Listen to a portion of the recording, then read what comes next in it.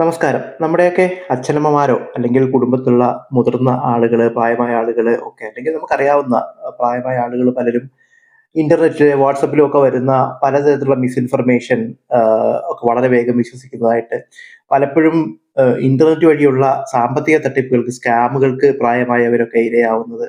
അതുപോലെ ഈ അടുത്ത് കാണുന്നത് ഈ എഐ ടൂളുകളുടെ വരവോടെ പിന്നെ മറ്റു പലർക്കും ചില ചെറുപ്പക്കാരായിട്ടുള്ളവർക്കോ അല്ലെങ്കിൽ പരിചയമുള്ളവർക്കോ ഒക്കെ എളുപ്പത്തിൽ തിരിച്ചറിയാൻ പറ്റുന്ന എഐ നിർമ്മിത ചിത്രങ്ങളെയൊക്കെ പ്രായമായവർ വളരെ വേഗം അത് സത്യമാണെന്ന് വിശ്വസിക്കുകയൊക്കെ ചെയ്യുന്ന അവസ്ഥയൊക്കെ നമ്മൾ പലപ്പോഴും നേരിട്ടിട്ടുണ്ടാവും. നമ്മൾ കണക്കുകൾ ശ്രദ്ധിച്ചാൽ തന്നെ ഈ വലിയ ഫിനാൻഷ്യൽ ഫ്രോഡുകളുടെ ഏറ്റവും പ്രധാനപ്പെട്ട ഇരകളാവുന്നത് പ്രായമായ ആളുകളാണെന്നുള്ളതിന് കണക്കുകളുണ്ട്. അത്തരം ഫ്രോഡുകളുടെ ഒരു സ്കെയിലും എണ്ണവും ഒക്കെ കൂടിക്കൊണ്ടിരിക്കുകയാണെന്നുള്ളതും നമ്മൾ വാർത്തകളിൽ കാണാറുണ്ട്.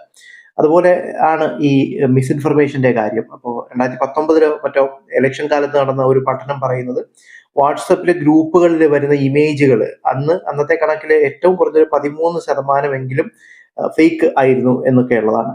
അപ്പോ അതേ പഠനത്തിൽ തന്നെ കണ്ടിട്ടുള്ള മറ്റു പഠനങ്ങളും കണ്ടിട്ടുള്ള ഒരു കാര്യമാണ് ഇത്തരത്തിലുള്ള ഫേക്ക് കണ്ടന്റ് മിക്കവാറും ഒക്കെ അറിയാതെ, അതായത് ഇത് ശരിയാണെന്ന് വിശ്വസിച്ച് ഫോർവേഡ് ചെയ്യുന്നതിൽ ഏറ്റവും കൂടുതൽ പ്രായമായ മനുഷ്യരാണ്. ഒരു 65 വയസ്സിനൊക്കെ മുകളിലുള്ള ആൾക്കാരാണ് പലപ്പോഴും ഇത്തരം കണ്ടന്റ് കൂടുതൽ പരിശോധനയൊന്നും കൂടാതെ എളുപ്പത്തിൽ ഷെയർ ചെയ്ത് വിടുന്നതെന്നുള്ളതും നമ്മൾ പഠനങ്ങളിൽ കൂടെ കണ്ടിട്ടുള്ളതാണ്. അപ്പോ ഇത് പലപ്പോഴും ഈ പ്രശ്നങ്ങൾ ഇൻഡിവിജ്വൽ വ്യക്തികളുടെ പ്രശ്നങ്ങൾ മാത്രമല്ല. പിന്നെ പലർക്കും ഇത്തരത്തിലുള്ള അബദ്ധങ്ങൾ കാരണം മുതിർന്നവര് പെടുന്നത്, അല്ലെങ്കിൽ ഇതൊക്കെ ആളുകൾ വിശ്വസിക്കുന്നതൊക്കെ പലതരത്തിലുള്ള പ്രശ്നങ്ങൾ ഉണ്ടാക്കുന്നുണ്ട്. ആൻഡ് ഇതിനകത്തുള്ളൊരു മറ്റൊരു പ്രധാനപ്പെട്ട പ്രശ്നം, നമ്മുടെ നാട്ടിൽ ഇപ്പോഴും ഈ പ്രായത്തിലുള്ള അല്ലെങ്കിൽ പ്രായത്തിന് മുതിർന്ന ആളുകൾ തന്നെയാണ് ഏറ്റവും കൂടുതൽ അധികാരവും പിന്നെ ഇപ്പൊ ഡിസിഷൻ മേക്കിംഗ് അല്ലെങ്കിൽ പോളിസി ഇത്തരം കാര്യങ്ങളൊക്കെ അധികാരവും മറ്റും കൈയാളുന്നതും പ്രായമായ മനുഷ്യർ തന്നെയാണ്. അപ്പൊ അതുകൊണ്ട് തന്നെ പ്രായം കൂടിയ ആളുകൾ തെറ്റിദ്ധരിപ്പിക്കപ്പെടുന്നത് കുടുംബങ്ങളുടെ അകത്ത് നിൽക്കുന്ന വ്യക്തിപരമായ ഒരു പ്രശ്നം മാത്രമൊന്നുമല്ല, വളരെ കാര്യമായിട്ട് നമുക്ക് ശ്രദ്ധിക്കേണ്ട ഒരു പ്രശ്നവും കൂടിയാണ്. അപ്പൊ എന്തുകൊണ്ടാണ് ഒരുപക്ഷെ ചെറുപ്പക്കാരെയോ കുട്ടികളെയോ ഒക്കെ മുതിർന്ന ആളുകൾ അല്ലെങ്കിൽ പ്രായത്തിന് വളരെ നമ്മൾ സീനിയർ സിറ്റിസൺ എന്നൊക്കെ വിളിക്കുന്ന ആളുകൾ ഇത്തരത്തിലുള്ള മിസ്ഇൻഫർമേഷന് വേഗം ഇരയാവുന്നതായിട്ട് നമുക്ക് തോന്നുന്നത്, അല്ലെങ്കിൽ അങ്ങനെ ആവുന്നത് എന്നുള്ളതാണ് ഈ എപ്പിസോഡിൽ പരിശോധിക്കാൻ ശ്രമിക്കുന്നത്. രണ്ട് മൂന്ന് കൂട്ടം കാരണങ്ങളുണ്ട്. ഒന്ന് ബയോളജിക്കൽ അല്ലെങ്കിൽ സൈക്കോളജിക്കൽ ആയിട്ടുള്ള കാരണങ്ങളാണ്. അത് കൂടാതെ കൾച്ചറൽ ആയിട്ടുള്ള അല്ലെങ്കിൽ ഈ മീഡിയയുടെ ഒക്കെ സ്വഭാവത്തിൽ വന്നിട്ടുള്ള ചില മാറ്റങ്ങളും ഇതിന്റെ പിന്നിലുണ്ട്. അപ്പൊ ആദ്യം തന്നെ പറയാവുന്ന ഒരു കാര്യം, ഈ പ്രായമായവർ മാത്രമൊന്നുമല്ല, എല്ലാ മനുഷ്യരും ഇത്തരത്തിലുള്ള മിസ്ഇൻഫർമേഷന്റെ ഒക്കെ ഇരകളാവാം. അതിന് നമ്മുടെ ആറ്റിറ്റ്യൂഡുകൾ, നമ്മുടെ വിശ്വാസങ്ങൾ, നമ്മുടെ പിന്നെ രാഷ്ട്രീയ വിശ്വാസങ്ങൾ, ഇങ്ങനെയുള്ള ഒരുപാട് കാര്യങ്ങളുടെ അടിസ്ഥാനത്തിൽ നമ്മളൊക്കെയും ഇത്തരം മണ്ടത്തരങ്ങൾ വിശ്വസിക്കാൻ എളുപ്പത്തിൽ സാധിക്കുന്നതാണ്. പക്ഷെ പ്രായമായ ആളുകളെ അതിന് കുറച്ചുകൂടെ സസെപ്റ്റബിൾ ആക്കുന്ന ചില ഘടകങ്ങളുണ്ട്. അതുകൂടിയാണ് നമ്മൾ പരിശോധിക്കാൻ ശ്രമിക്കുന്നത്.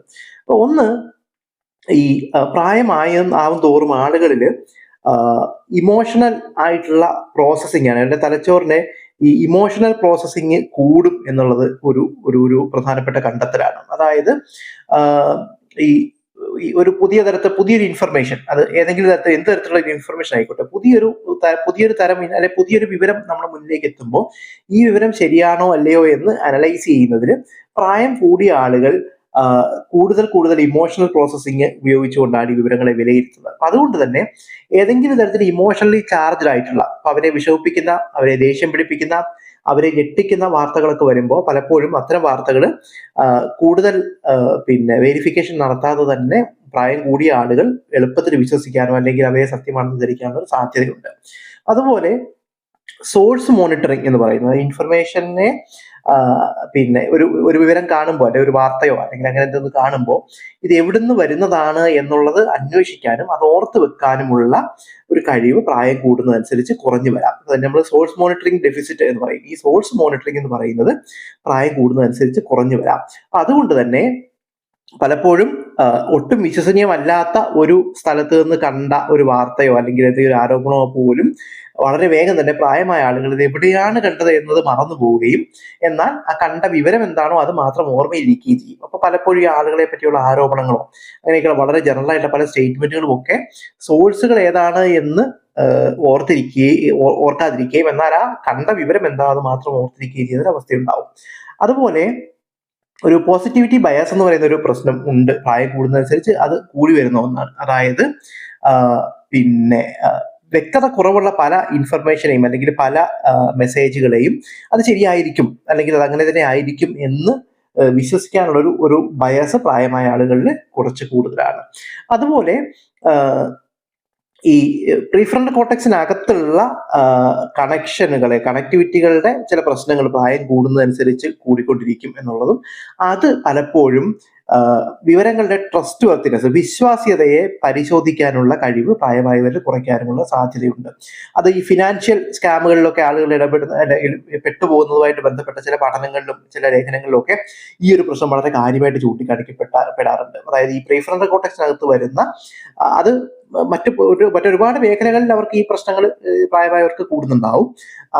ഇത് ഈ പറഞ്ഞ പോലെ വിവരങ്ങളുടെ ട്രസ്റ്റ് വർത്തിനെസ്സിനെ ഇവാലുവേറ്റ് ചെയ്യാനുള്ള കഴിവിനെ ഒരുപക്ഷെ കുറയ്ക്കാം. അതുപോലെ തന്നെ പിന്നെ ഈ പ്രശ്നം ഉള്ളത് കൊണ്ട് തന്നെ പ്രീഫ്രണ്ടൽ കോർട്ടക്സിനകത്തെ ഈ മറിഞ്ഞ മാറ്റങ്ങൾ കൊണ്ട് തന്നെ ഈ മറ്റുള്ള ആളുകളെ എളുപ്പത്തിൽ വിശ്വസിക്കാനുള്ള സാധ്യത പ്രായമായവരിൽ കൂടുന്നുണ്ട് എന്ന് പറയുന്നുണ്ട്. മാത്രമല്ല മറ്റൊരാളെ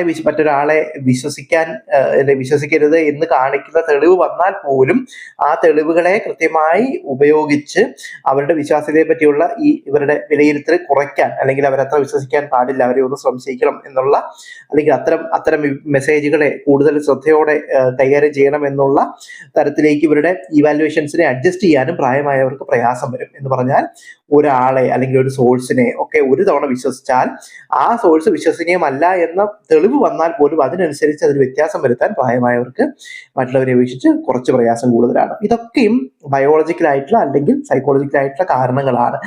ചെറുപ്പക്കാരെ അപേക്ഷിച്ച് ഒരുപക്ഷെ പ്രായമായ ആളുകൾക്ക് മിസ്ഇൻഫർമേഷനും സ്കാമുകൾക്കും ഒക്കെ ഇരയാവാനുള്ള സാധ്യത കൂടുന്നതിന്റെ പ്രധാനപ്പെട്ട ചില ഘടകങ്ങൾ ഇതൊക്കെയാണ്. പിന്നെ കൾച്ചറലായിട്ടുള്ള കുറച്ച് റീസൺസ് ഉണ്ട്. അതായത് നമുക്കറിയാവുന്ന പോലെ ഡിജിറ്റൽ ലിറ്ററസിയുടെ ഒരു ഗ്യാപ്പ് ഉണ്ട്. ഈ ഇന്റർനെറ്റ് നേറ്റീവ്സ് ആയ, ഇന്റർനെറ്റിന്റെ കാലത്തേക്ക് ജനിച്ചു വീണ കുട്ടികൾ, അല്ലെങ്കിൽ വളരെ ചെറുപ്പത്തിൽ സ്കൂൾ കാലഘട്ടത്തിലോ കോളേജിൽ പഠിക്കുമ്പോഴോ ഒക്കെ ഇന്റർനെറ്റുമായിട്ട് വളരെ അധികം പരിചയത്തിൽ വന്ന, നമ്മൾ മില്ലേനിയൽസ് എന്നൊക്കെ വിളിക്കുന്ന 80കളിലും ഒരുപക്ഷെ 70കളിലും ഒക്കെ ജനിച്ച ആളുകളെയൊക്കെ അപേക്ഷിച്ച് പിന്നെ അതിന് കുറച്ച് പ്രായം കൂടിയ ആളുകൾക്ക് ഡിജിറ്റൽ ലിറ്ററസിയുടെ ഒരു ഗ്യാപ്പ് എല്ലാ കാര്യങ്ങളിലും വരുന്നുണ്ടാവും. അതുകൊണ്ട് തന്നെ എളുപ്പത്തിൽ ഈ മാനിപ്പുലേറ്റഡ് ഇമേജസിനെ, അല്ലെങ്കിൽ ഇപ്പൊ യൂട്യൂബിലൊക്കെ ആണെങ്കിൽ സ്പോൺസേർഡ് കണ്ടന്റ് അല്ലാത്ത കണ്ടന്റിനെയൊക്കെ തിരിച്ചറിയാനുള്ള ഒരു കഴിവ് പൊതുവെ കുറഞ്ഞിരിക്കും.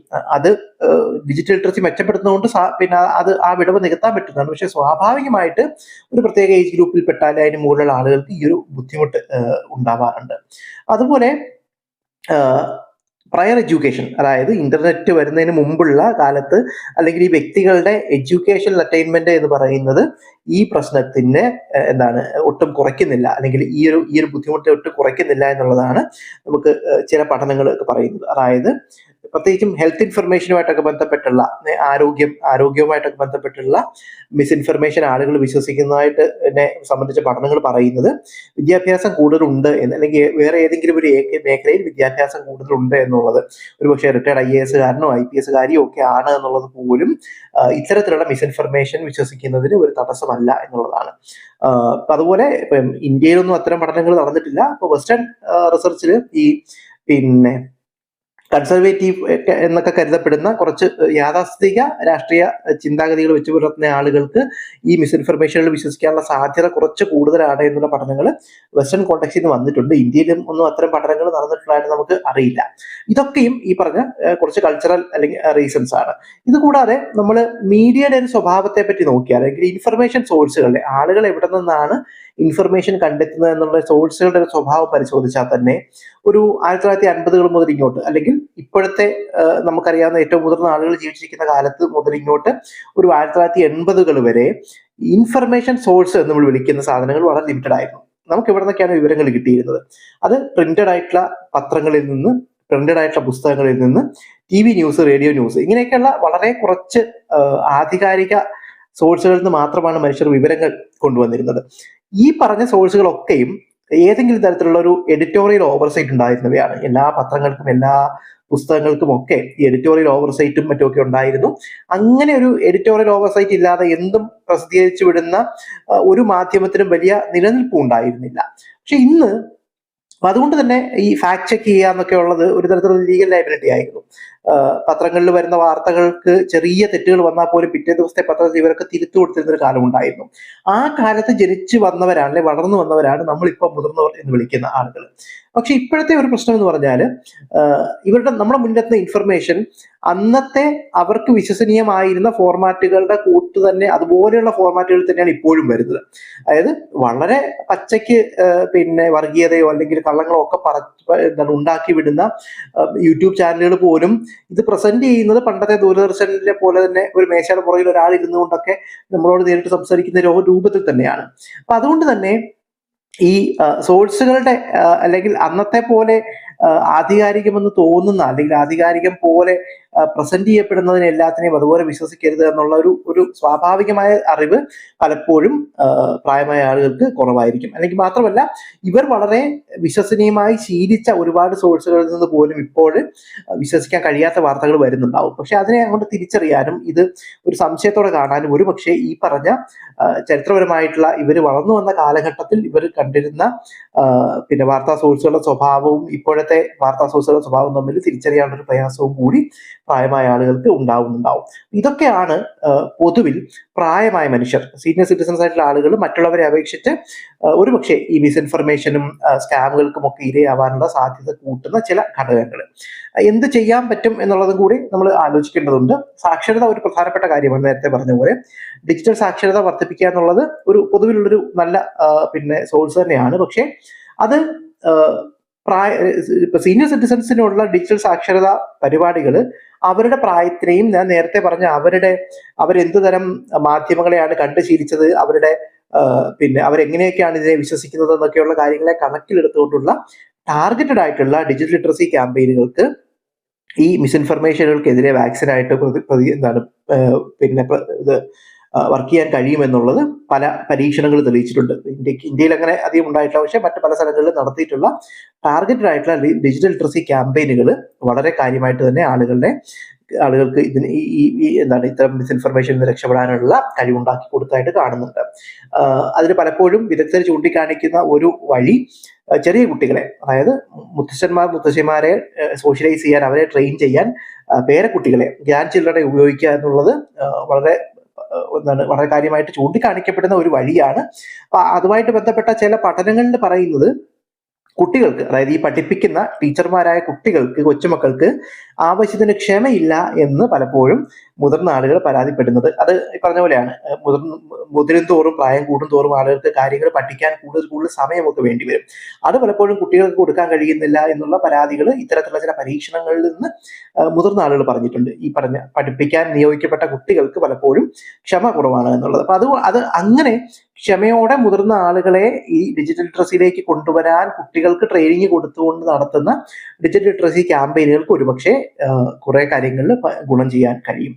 അതുപോലെ മുതിർന്ന ആളുകൾ ഒരുമിച്ച് വരുന്ന ഇടങ്ങളിൽ അവരെ എഡ്യൂക്കേറ്റ് ചെയ്യാൻ കഴിയുന്ന തരത്തിലുള്ള കണ്ടന്റ് എത്തിക്കുക എന്നുള്ളത് മറ്റൊരു പ്രധാനപ്പെട്ട സാധ്യതയാണ്. ഇപ്പോൾ നമ്മുടെ നാട്ടിലൊക്കെ ആണെങ്കിൽ സീനിയർ സിറ്റിസൺ ഫോറങ്ങള്, പെൻഷനേഴ്സ് അസോസിയേഷനുകൾ, ഇങ്ങനെ മുതിർന്ന ആളുകൾ ഒരുമിച്ച് കൂടുന്ന ഒരുപാട് ഇടങ്ങളുണ്ട്, റിട്ടയർമെന്റ് ഹോമുകൾ. അത്തരം സ്ഥലങ്ങളിൽ അവർ വിശ്വസിക്കുന്ന ആളുകൾ വഴി ഡിജിറ്റൽ ലിറ്ററസിയുമായിട്ട് ബന്ധപ്പെട്ട വിവരങ്ങൾ കൊടുക്കുന്നത് കൂടുതൽ അവരെ പിന്നെ ഇത്തരം കാര്യങ്ങൾ പഠിപ്പിക്കാനും അവരെ കൂടുതൽ വിജിലന്റ് ആക്കാനും സഹായിക്കും എന്നുള്ളത് ഉണ്ട്. അതിന്റെ കൂടെ നമ്മൾ കാണാതെ പോകരുതാത്തൊരു കാര്യം, ഇത്തരം വിവരങ്ങൾ ഉണ്ടാക്കി വിടുന്ന പ്ലാറ്റ്ഫോമുകൾക്ക് യഥാർത്ഥത്തിൽ ഈ വിഷയങ്ങളിലൊക്കെ ഒരുപാട് ഉത്തരവാദിത്വം ഉണ്ടാവേണ്ടതാണ്. എന്നാൽ പൊതുവെ നമുക്കറിയാവുന്ന സോഷ്യൽ മീഡിയ അല്ലെങ്കിൽ ഇന്റർനെറ്റ് പ്ലാറ്റ്ഫോമുകളൊക്കെയും കണ്ടന്റിന്റെ ക്വാളിറ്റിയിൽ വലിയ ശ്രദ്ധയൊന്നും കൊടുക്കാതെ ആളുകളെ ഏറ്റവും കൂടുതൽ ഇമോഷണലി ചാർജ് ചെയ്യുന്ന തരത്തിലുള്ള കണ്ടന്റ് കൂടുതൽ എൻഗേജ്മെന്റ് ഉണ്ടാക്കും എന്നുള്ളത് കൊണ്ട് അതെന്തോ ഒരു പ്രകൃതി നിയമമാണ് എന്ന തരത്തിലാണ് പ്ലാറ്റ്ഫോമുകൾ പലപ്പോഴും ഇത്തരം കണ്ടന്റിനെ കൈകാര്യം ചെയ്യുന്നത്.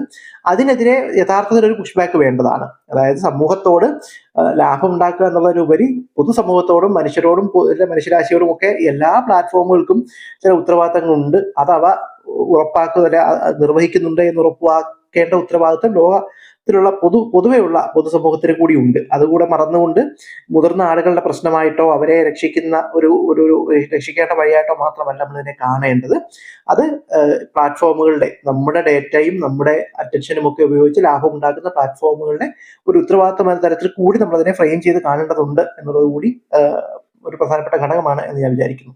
അപ്പോ മുതിർന്ന ആളുകൾ എങ്ങനെയാണ് വാട്സപ്പിലെയും മറ്റ് ഇന്റർനെറ്റ് പ്ലാറ്റ്ഫോമുകളുടെയും ഈ വിവരക്കേടുകളൊക്കെയും വിശ്വസിച്ച് പോകുന്നത് എന്നുള്ളതിനെ പറ്റിയുള്ള ചില അറിവുകൾ പങ്കുവെക്കാനാണ് ഈ എപ്പിസോഡിൽ ശ്രമിച്ചിട്ടുള്ളത്.